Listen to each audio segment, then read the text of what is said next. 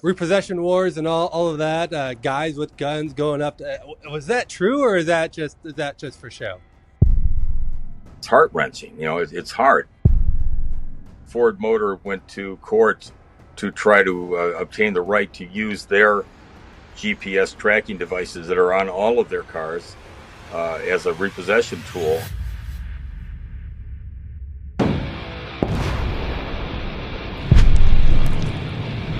Welcome back to another episode of Law Unpacked.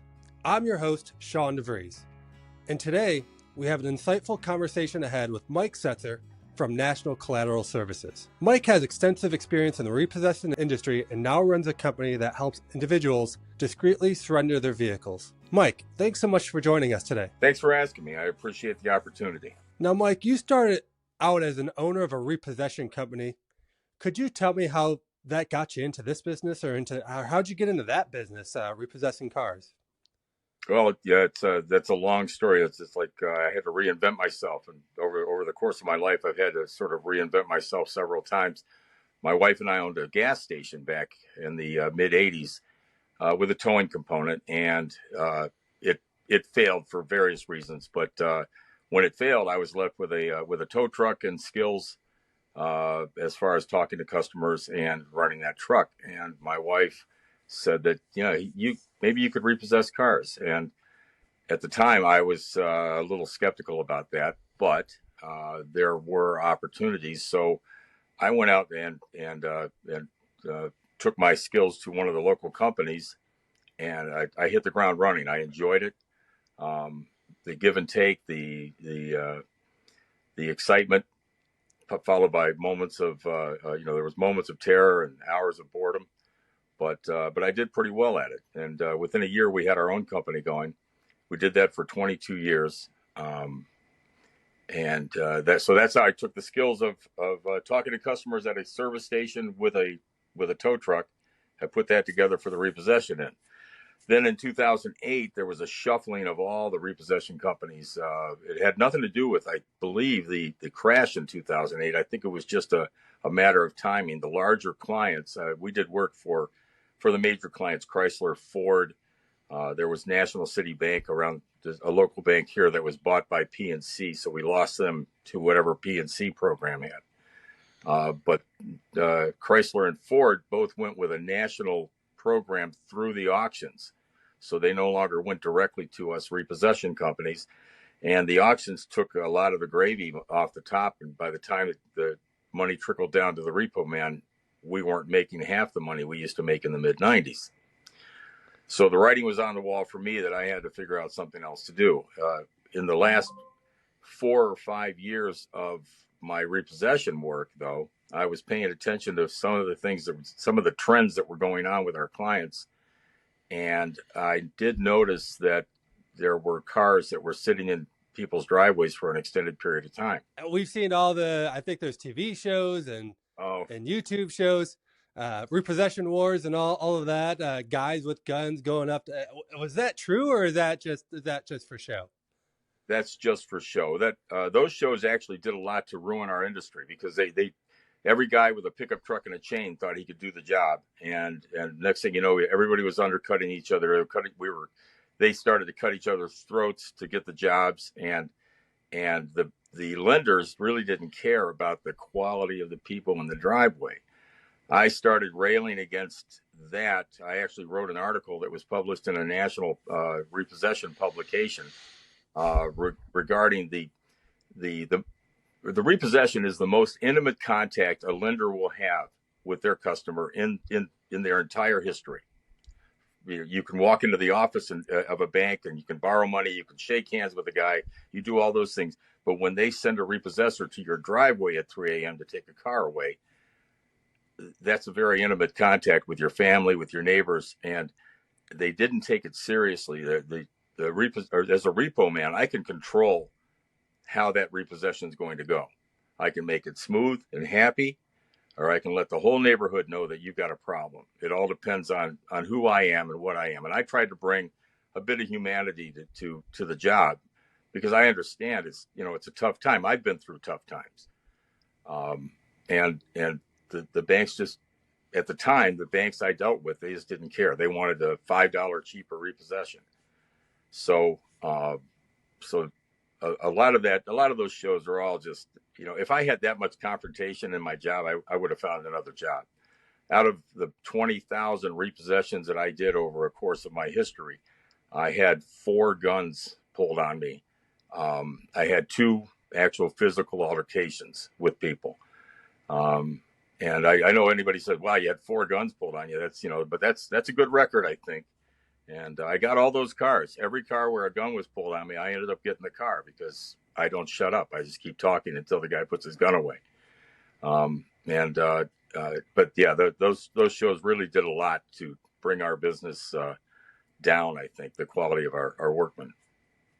Well, that's interesting. I think, many of our clients definitely face repossession 1, 2, sometimes multiple times. But what I've found in while doing this podcast, a lot of my guests have all been there. They've all had a point in their life that they need to make a change. And I know bankruptcy is a fresh start, and that's definitely one way. And it's interesting that now you service the bankruptcy industry. Yeah.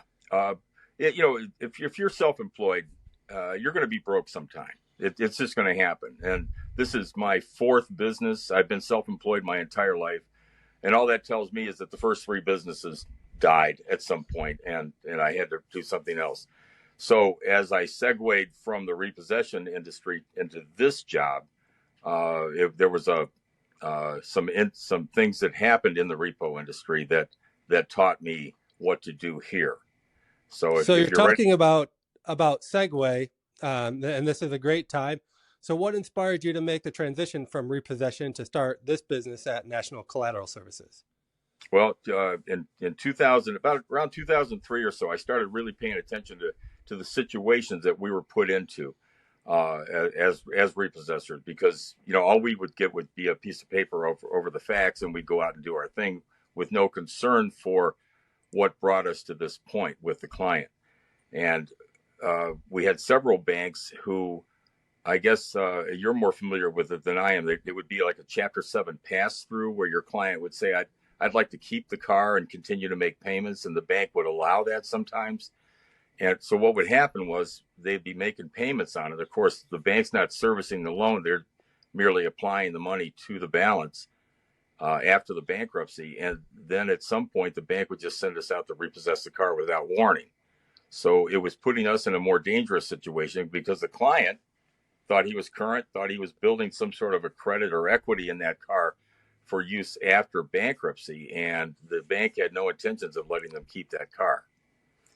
Yeah, it sounds like what you're talking about is what we call a reaffirmation agreement, where a client gets to essentially sign that loan saying that they're going to continue to make payments, and then they get that those credit payments. But what you're saying is that they still continue to do that, but they never actually did that reaffirmation. Then the bank comes in and picks that up. Right. Well, maybe it's just one of the local banks I did work for up here in the Northeast Ohio area, but they would do it without a contract, and it wasn't a formal reaffirmation from out of the bankruptcy. It was more of a, okay, we're gonna let you keep that car because there wasn't enough value in it for them to repo, but they would allow the client just to pay it down like he's renting the car, and at some point that the amount owed was less than the value of the car. And at that point, they would send me out to go repossess it. So everybody was shocked that I was in the driveway. And I had more altercations with those kind of things because the guy maybe just made the payment on Monday, and here I am on Wednesday taking his car. So that I don't know, that kind of stayed with me, that the banks were not acting always in the best interest of the clients. So the story that brought me into this business, though, I had a repossession out of a bankruptcy. Went to the gentleman's house. I always did those in the daytime. I would knock on the door, leave a card. I wasn't sneaking up on anybody's Chapter 7 surrender. And my car was in the driveway. The gentleman came to the door, and I said, I'm here for this car. And he said, what about another car? There was a second car sitting there. Well, that was a different bank. I didn't have that loan. I didn't have that order. And I took my car and left. Well, 3 months later, I'm in the same neighborhood for one of his neighbor's cars, and that second car was still sitting there. I just went up and knocked on his door, and I asked him if I could take that car off your hands for free. Would you let me have it? And he says, well, let me get the keys. And I said, wait, I don't have an order for it, but let me get my ducks in a row, and I'll get back to you. So I went to a local bankruptcy attorney, and I had an appointment. I threw a $100 bill on his desk, and I said, give me $100 of advice on how to do this. And we sat and we kind of brainstormed. I still have the legal pad with my notes on it. So I went from a blank sheet of paper, and I made notes about what to do, the pitfalls, what not to do. And I went back and picked up the gentleman's car, and I impounded it. Basically, I ran it through my system, learning every step of the way. And I ended up selling the car. We titled it and sold it, and I made some money. And the light went off over my head that, if I can do that here, I can basically do it everywhere if there's enough value in the car. So I started the process of getting the word out to bankruptcy attorneys around the country. One of the attorneys I met was Richard Nemeth. He's a Cleveland attorney. At the time, he was the Ohio chair for NACPA, and he invited me to come to the NACPA convention. And the first one I went to was back in, had to be 13 years ago in New York City. And real quick, for those that that are listening and don't know what NACPA is, kind of tell our guest who NACPA is or what NACPA is. Well, NACPA is the National Association of Consumer Bankruptcy Attorneys, and those are the bankruptcy attorneys whose entire practice is steeped in the consumer side. They don't represent the lenders. They don't represent anybody else except for the people filing Chapter 7s and 13s. So it was a good fit for me. And we hit the ground running back in New York. I got a lot of clients out of it. We've been to every convention except for one since in the COVID year. We didn't go to that convention.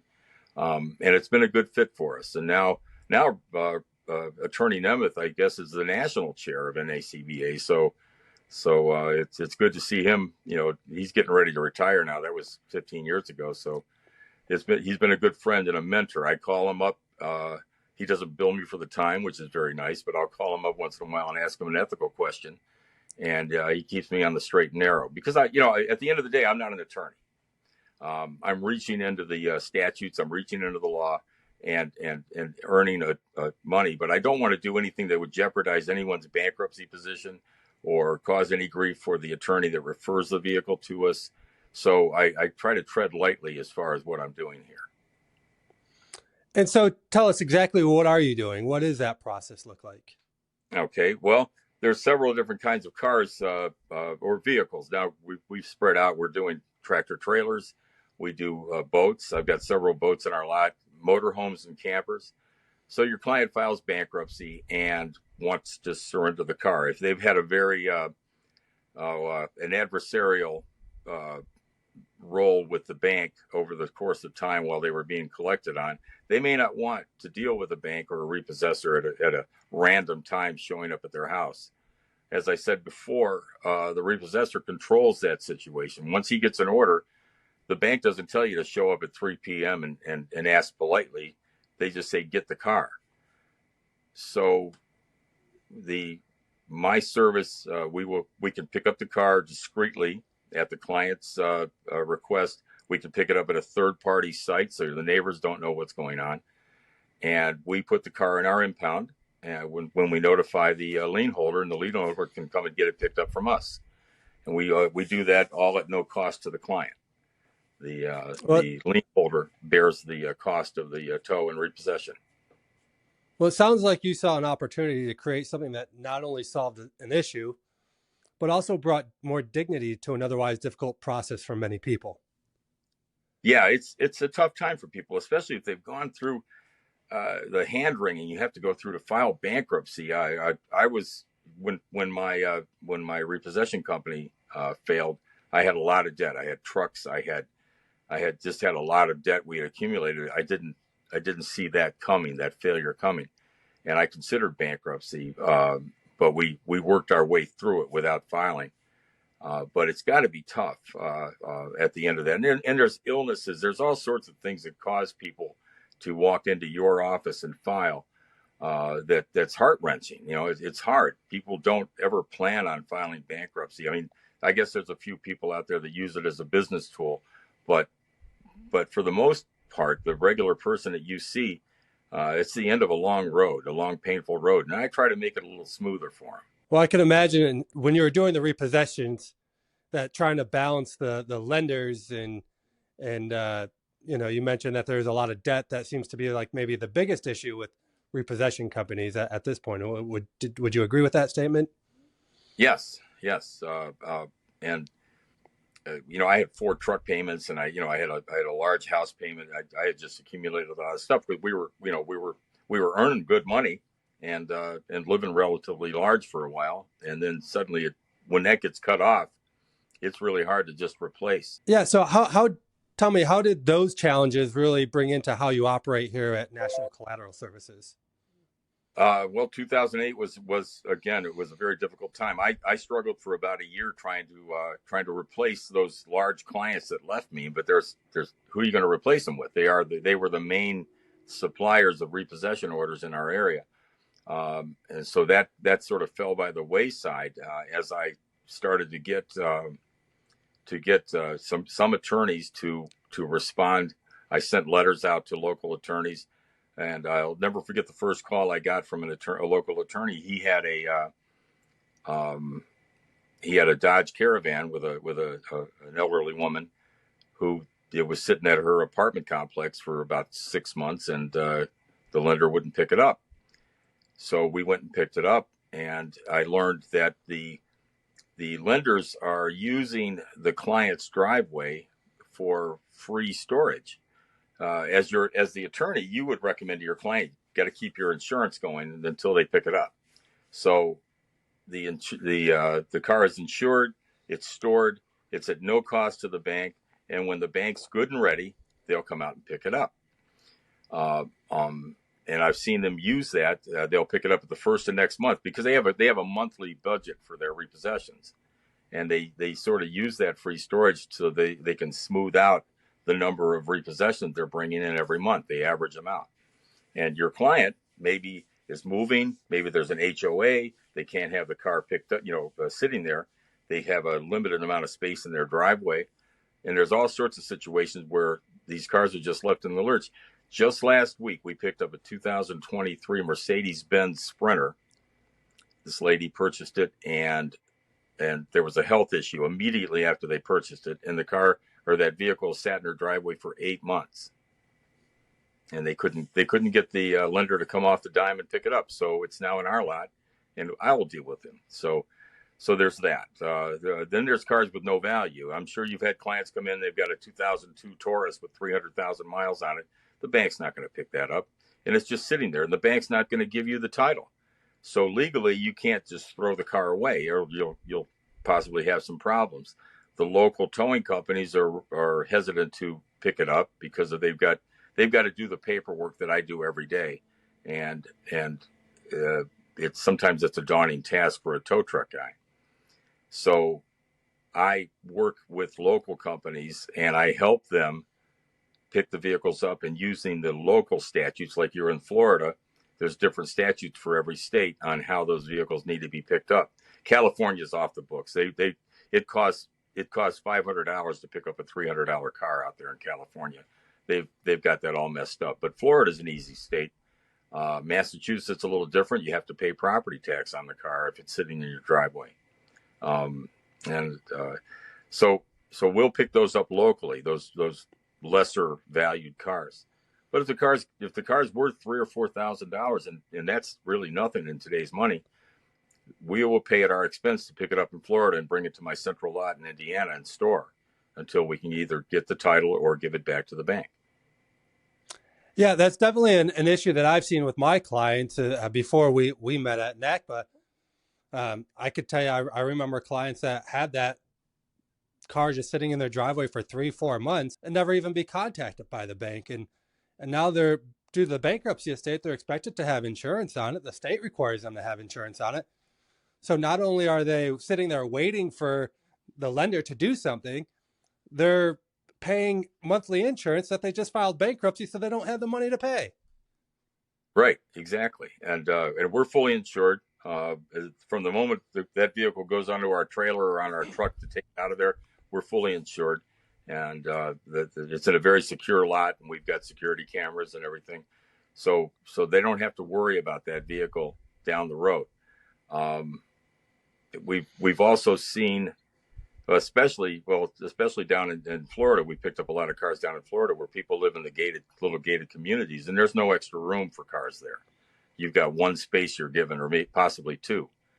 And so we try to get those out quickly. And sometimes I'll use local towing companies to pick up the car. Like right now, the client calls me at 9 a.m. and I've got it out of there by noon. And then I'll pick it up from the local guy and get it onto our process. Well, it's clear that your earlier experiences really taught you the value of empathy in the industry. I want to dive a little deeper into talk to me about how you allow people to discreetly surrender their vehicle. So you mentioned, excuse me, you mentioned that they could go to a third party neutral site. What does that look like? Well, we'll use a local Walmart parking lot, because some of our trucks and trailers are pretty large. We sometimes have a 3-car trailer or an 8-car trailer that's picking the vehicle up. So I'll find out from the client, do you have a large shopping center or within a couple of miles of your house? And usually they do. I mean, unless they live way out in the country, and those folks really don't worry too much about it. But if you're living in a more congested community, you don't want your neighbors to see a tow truck taking your car away. And we'll just meet them at an assigned time at that parking lot and put the car on our trailer from there. We have, I can email them receipts that the vehicle has been surrendered to our company, so that their peace of mind that they have something in their hands that shows that vehicle has been surrendered, at least the beginning process of the surrendering is done. And it's incumbent upon me to get the letters out to the banks as soon as possible, because I have limited space too. But that's how we do it. We'll do it at the client's discretion. We can pick it up in another city if they want to take it over to their sister's house and have us pick it up there. Whatever works for them.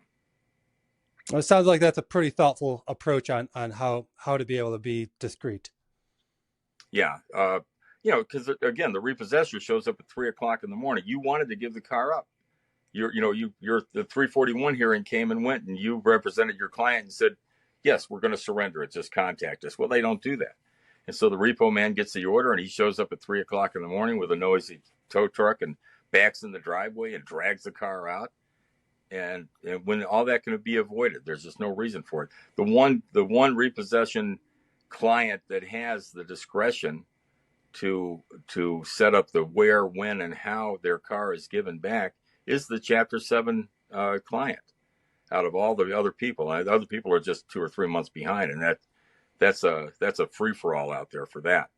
But as far as the Chapter 7 client, they've got control over how this is done, and I'm a tool towards that control. Well, I think we've learned a lot through our episodes on how controlling your life after bankruptcy. This is just one of those aspects that really allow you to control that situation and control really how people view you, and help manage the embarrassment that comes with a repo man showing up at your house at 3 a.m. Right. You're after the Chapter 7. You're making a fresh start. You're trying to get everything together, and then suddenly, boom, you've got all this other activity going on.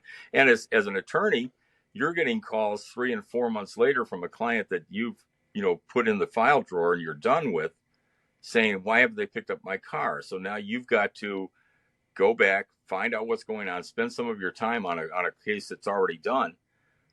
And so I'm saving the attorney's time, I would assume, just getting this thing done and out of the way.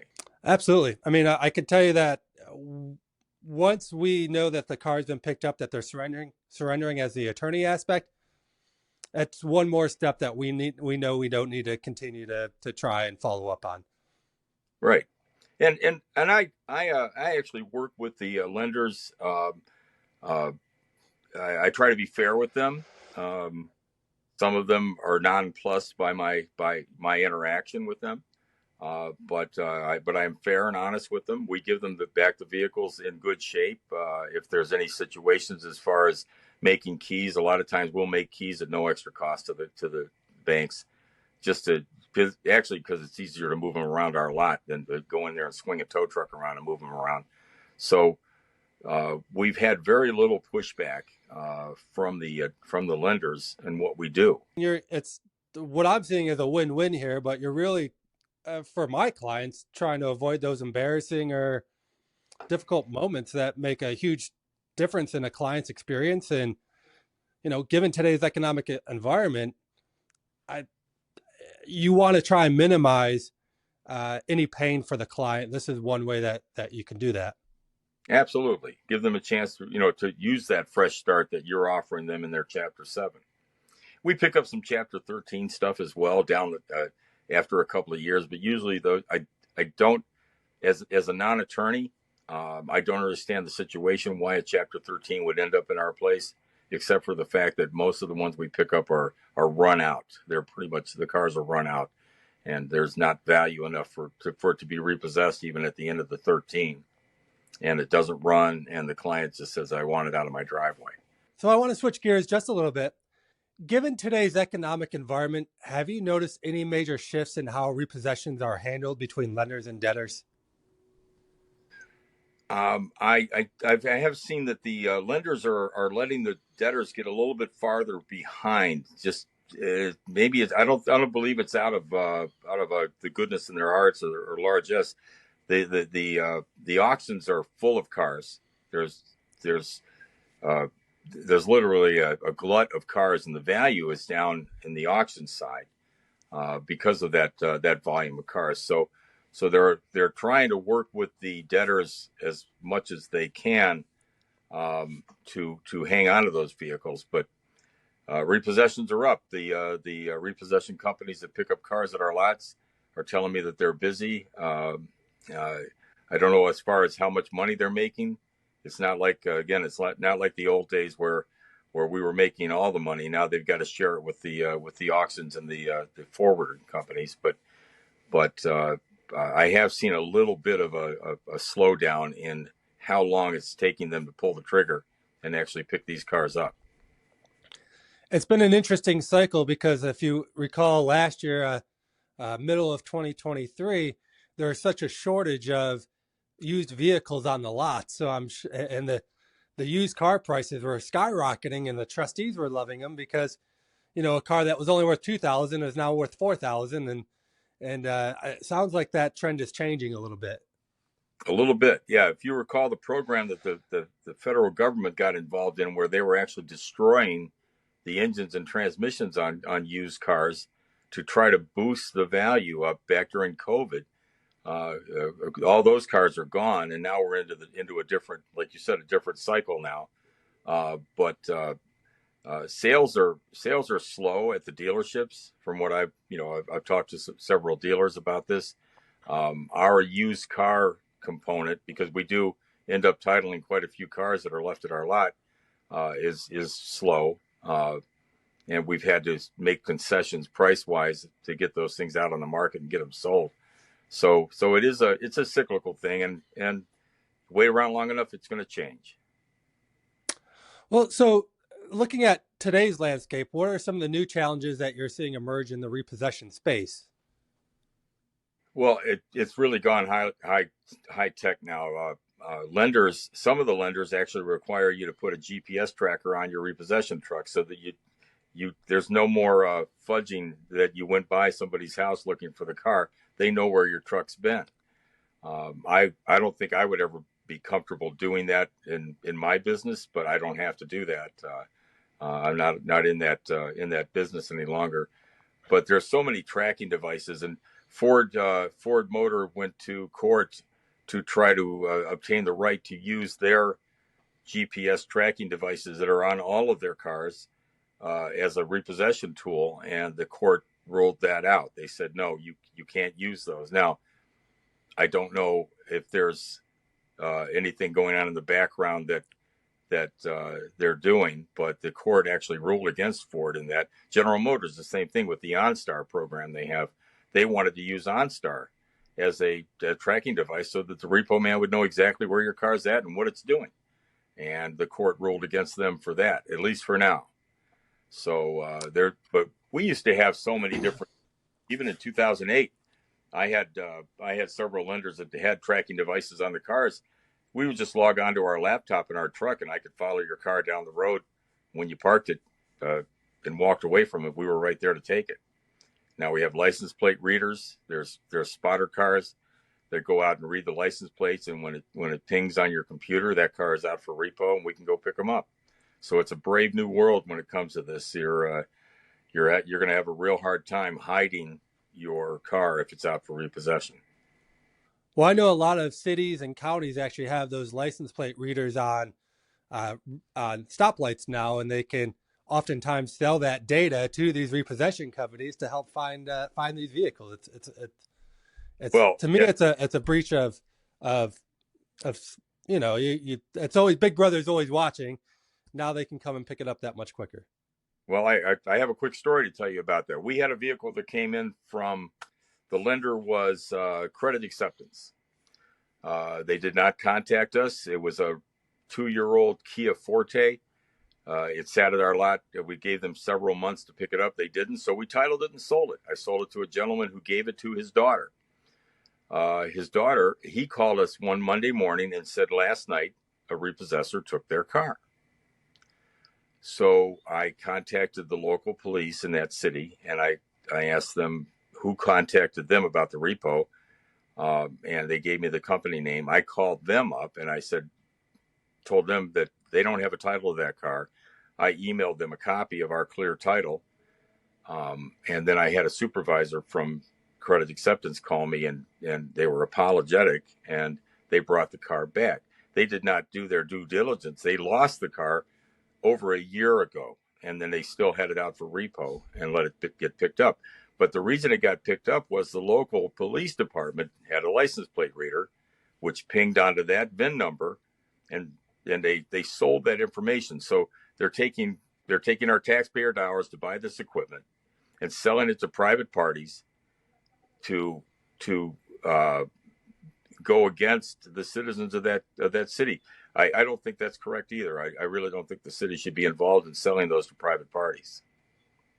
No, I definitely agree, and like I said, it's there's other ways to make tax dollars if they're selling that, and obviously we're paying our fair share of taxes, and don't utilize that to come after citizens that are. Well, they brought the car back. Luckily, it wasn't damaged. I told the client, or actually the owner's father who bought the car from us, I told him, I said, inspect that car thoroughly just to make sure, because they had no right to touch it. But it was back within an hour after my call because they didn't own it. Well, good thing it didn't happen, when they were on vacation or at 3 a.m. because at that point in time, it'd be hours before they who knows, it could have been at auction already. Right. And it was just crazy about it, though, that they did not even check to see if they still had a good lien on it. We had stripped the lien from that almost a year prior, and they're still out repossessing it. So with all the new technology, though, it really is hard. Unless even buy here, pay here lots, you can buy a 10-year-old car. They'll put a tracker on it. Those trackers are inexpensive, and they're easy to install. They hide them down in the wiring. We found several of them at our lot, or we'll get a call from a repo company that we're pinging a car at our lot that we picked up from a client, and that's why I have fences and gates, because they'll just come and take it. That's and how do they have the right to be able to add a tracker to those vehicles? Is it typically in the paperwork that they're when you sign and buy the car? Or? Yes, it's like paragraph 38 on page 12 of your contract is down there, that we reserve the right to place a tracking device. And a lot of times they'll have a place where the client has to initial when they're signing all the contracts to buy the car. They'll have to initial that that's okay. And the buy here, pay here clients, especially, they're desperate to get a car. They just need to get a car to get back and forth to work or live their life. So they'll initial in anything. And it's like buying a cell phone. You don't know what you're signing. There's so many things in the contract that if I read it, and as an attorney, when you read it, you cringe, but you have to sign it or you don't get the phone. Sure. So tell me, are you utilizing any of this technology? And obviously not trackers, but what technology have you used to make your job a little easier? Actually, no, none. I'm old school. I mean, uh, it's a one-on-one conversation as we're having here with the client. I try to treat them with kid gloves. We go out of our way to work with the client. We work for them, not the banks. It's not so. My technology is very simple. It's a phone, a computer. Now we do have when I do the lien searches back in the day, back when I started in 2009. I did not have the capability of doing an individual lien search on a vehicle online. Now there are companies that I actually have a subscription to, where I can go in, put the VIN in, and it'll tell me what state it's licensed in, and it will do the lien search right now. Several states are not involved in it yet; they haven't enrolled, but about 45 of the contiguous states are in it, and it's really made it much easier to get these things going and do my process. Well, as we get ready to wrap up, I've got just a couple final questions for you. What Sure. advice do you have to give to debtors that are thinking about surrendering their vehicle? After the 341 hearing, pull your personal property out of it. Don't leave garage door openers. Don't leave jewelry, any of your stuff. If you're still going to drive the car until it's repossessed, pretend it's a rental car and don't have your personal property in it. Secondly, be prepared if you don't use my service for the repossessor to come at his discretion, which could be during your kid's birthday party. Which I have done back in those days. Gone to a house and there's all the guests are over there, and I'm taking the guy's car right in front of him, and it was. But yeah, that's an old story. But just to be prepared for it for the car to be gone any day. Um, Secondly, the lenders are not your friends. The lenders are in it for themselves. It's an adversarial role. I'm not saying to make them enemies. I'm just saying to keep them at arm's length and don't don't trust them. Just take everything they say and what they're planning on doing with your vehicle with a grain of salt. And just be careful. Be aware that car is going to be gone one day with no foreknowledge, or your neighbor's going to be standing there with a cup of coffee laughing about your car getting towed by the repo man. So just be prepared for that after the 341 hearing. Whether or not you say, okay, we're going to surrender the car. We're happy to surrender. The keys are on the dashboard. Come and get it. It doesn't mean he's going to show up at a reasonable time. Well, I know you work with a lot of attorneys, and that's a lot of your referrals. But if a consumer wants to directly reach out to you, what's the best way for them to do so? They can go to our website. It's www.surrendermycarnow.com. It has a link on it where they can fill out all their information. Usually the clients get these referrals from the attorney instead of just going directly to me. But they fill out the information. It goes to my dispatcher, who then sends out the driver or makes the arrangements with the client to pick the vehicle up. We picked up boats in the water, out of the water. We picked up motorhomes that have been in storage for a year. The gentleman's paying storage on a motorhome, waiting for a lender to pick it up, and we'll go out and pay that storage actually and pick it up. But that's the best way to get a hold of us. They can call us at our 800 number, and that's all on our website. So it's Surrender My Car Now. SurrenderMyCarNow.com. And Yes. you operate in all 50 states. Is that accurate? In all 50 states. I picked up one in Canada. That was fun, but yeah, usually it's all 50 states. We got one out of Alaska, which was really expensive to get down here, but $2,500 later, it showed up at our lot, and the bank abandoned it. We sold it for $4,000. So I made enough to go out to dinner. About. There you go. Last question. Anything else you believe the listeners on the show should know before we disconnect today? Well, my closing thoughts are that bankruptcy is hard. It's a hard decision to come to, but it's also a way to cleanse yourself of some mistakes of the past. And I think that our company enables you to do that with a clean slate and a clear mind, and we can do it without any more fanfare. You don't have to put it with any more abuses from the lenders or their collection centers. So that's always been my position on it, is we work for the client, and we treat them as well as possible. Well, being able to surrender your car with dignity is something that I always want to advise my clients, and I think it's great what you're doing. And to all of our listeners today, thank you for tuning in. I'm Sean DeVries. This is Law Unpacked. Until next time, don't forget to follow, like, or give us some comments and feedback. Take care.